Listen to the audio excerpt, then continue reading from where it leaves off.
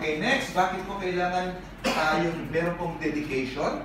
Unang-una, it's to clarify kung sino talaga may-ari ng ating anak. Kaya kailangan mahalin po natin ang ating mga anak. And pangalawa, it's a commitment to raise the children in the scriptural and the biblical way. Okay? So, ano po ba itong scriptural way? Ayon po sa banal na kasulatan.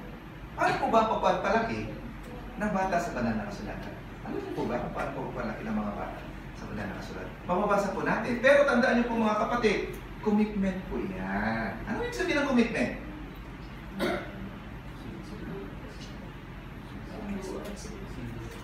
Kasunduan. Mas naman po kasundaan.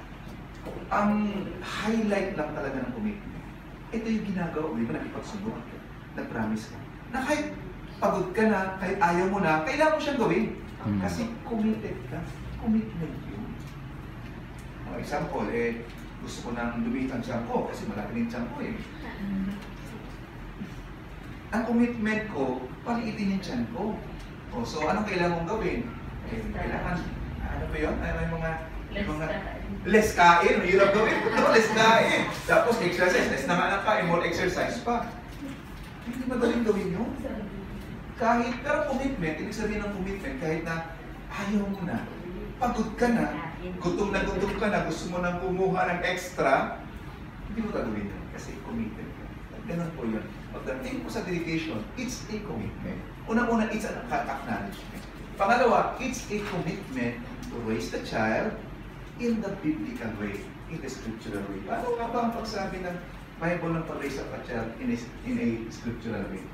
Yan. Sa Deuteronomy chapter 6, verse 6 and verse 7. Ito po ang sabi ko dyan. Love Yahweh with all your heart, with all your soul, with all your strength. These commandments that I give to you are to be upon your heart. Nag-uumpisa ang pag-alaga, pagpapalaki ng mga bata sa akin. Ano ituturo mo sa mga bata kung wala naman sa iyong pananampalataya? Diba? In order for the children to learn the scripture,